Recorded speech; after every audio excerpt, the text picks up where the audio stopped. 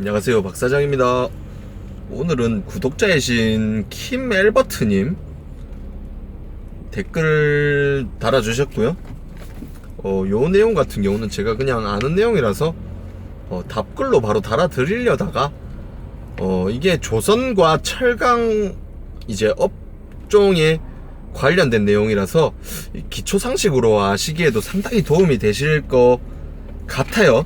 그래서 그냥 영상으로 일단 찍어서 올립니다.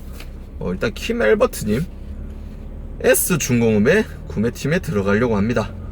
원자재 구매 입사 예정이고요. 원자재 구매가 90% 차지하는 걸로 알고 있습니다. 현대, 포스코, 중국, 일본 등에서 물건을 가져오는 걸로 알고 있고요. 저는 경제학을 공부했고 영업에 강점을 가지고 있는데 영어에는 특별히 강점을 가지고 있지 않다, 이렇게 일단 이야기를 해주셨어요. 자, 일단 그러면 철강 조선 이쪽 관련된 이야기를 한번 해볼게요.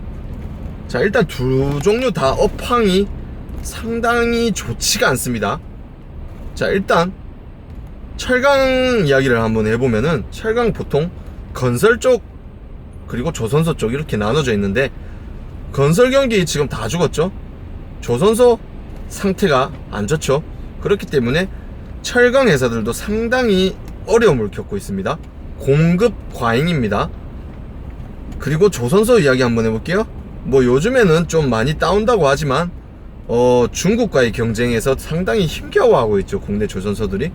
그리고 여기도 마찬가지로 수요보다 공급이 압도적으로 많기 때문에 이게 한국에서 나온다 하더라도 보면은 거의 마진이 없어요.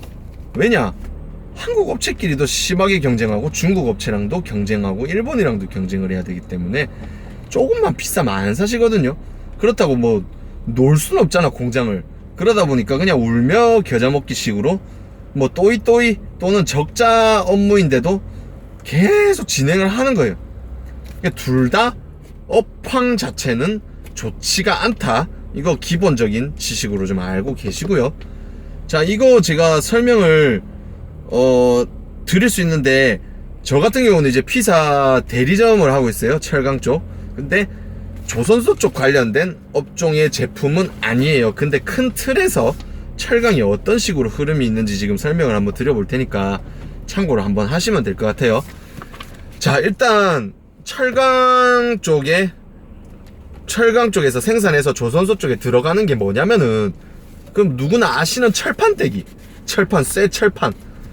그 중에서도 좀 굵은 철판을 후판이라고 하는데, 철판 후판이 아마 원료의 90% 차지한다는 게 그거 제품일 거예요.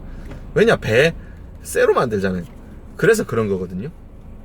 자, 근데 이 철판 후판 구매 프로세스를 일단 알려드리면은, 자, 일단 제조사에서 생산을 해서 뭐 적당한 마진 붙여가지고 그냥 적당히 팔면은 아무 문제 없잖아요, 조선소도 그렇고. 자, 근데 이게 수요가 너무 없다 보니까 공급은 많고, 뭐 죽기 싫어서 그냥 어쩔 수 없이 덤핑, 적자 요런 식으로 해서 물건을 계속 판매를 하고 있어요, 철강 회사들이. 어쩔 수 없이 싸게 판단 말이에요. 자, 근데 이 어쩔 수 없이 싸게 판다라는 개념이 이게 국내 시장만으로 한정했을 때는 그래도 좀 버틸만 한데, 이게 중국 물건이 들어오는 게 좀 커요. 이쪽 업종은 중국의 그 수많은 엄청나게 큰 철강 회사들, 그거를 용어로 뭐라고 하는지 모르겠는데, 그 철강 회사들이 그 만드는 톤수 그 양이 있거든요. 그거를 전 세계 순위를 따져봤을 때 중국이 그냥 압도적입니다. 엄청나게 찍어대요, 철강을. 그렇기 때문에 한국에 그 물건, 남는 물건들 자기들 안에서도 그 공급 과잉이기 때문에 그게 한국, 일본에 엄청나게 흘러 들어오거든요. 그 사장님들, 구독자님들 같은 경우는 품질이 크게 차이가 없다면 한국 거 100만원이고 중국 거 80만원이면은 못 쓰시겠어요. 한 개 20%나 차이 나는데 품질이 차이가 없어.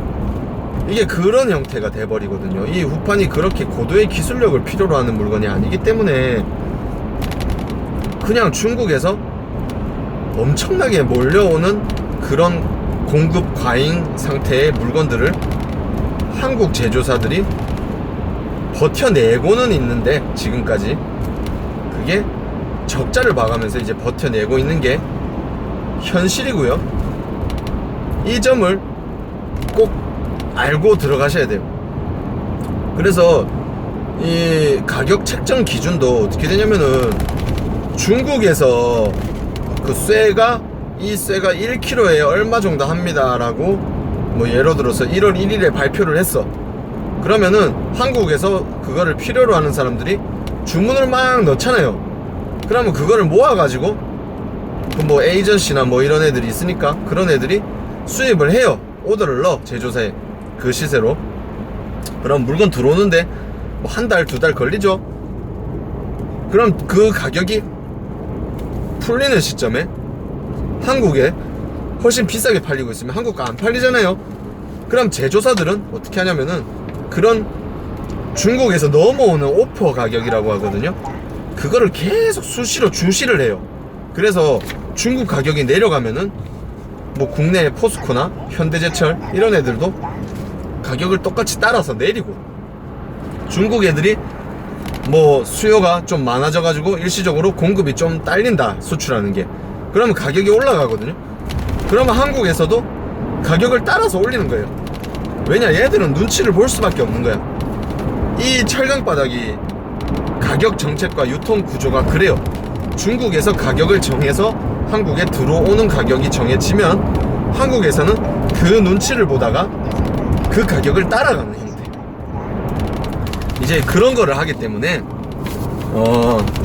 이제 그 중공업에 들어가시게 돼도 그 점 캐치를 잘 하셔서 그 철강 시황이나 이런 것들에 대해서 엄청나게 분석을 아마 하실 거예요. 왜냐면 조선소 입장에서도 원료의 90% 목숨이 달린 일이거든요. 그렇기 때문에 그런 거 좀 참고하시고요. 일단 기본적인 가격 정책 프로세스 이런 거는 아시겠죠? 이 아주 간단한 이야기인데 설명하는데 한참 걸려요. 왜냐면 왜 그렇게 되는지까지 말씀을 드려야 되다 보니까. 그리고 뭐 영업이나 뭐 경제학 공부하셨다고 하니까 되게 도움 많이 되실 거예요.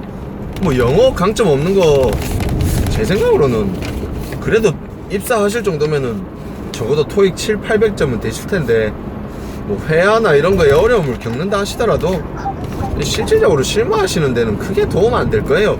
어차피 국내 업체들하고 보통 쇼부를 많이 보기 때문에 영어는 입사를 위한 스펙일 뿐이지 실제로 필요한 스펙은 아니라고 생각합니다. 일단 요 정도 설명드리고, 이게 참 설명이 어렵네요 진짜. 제가 댓글로도 좀 설명을 추가해가지고 올려놓도록 하겠습니다. 이상입니다.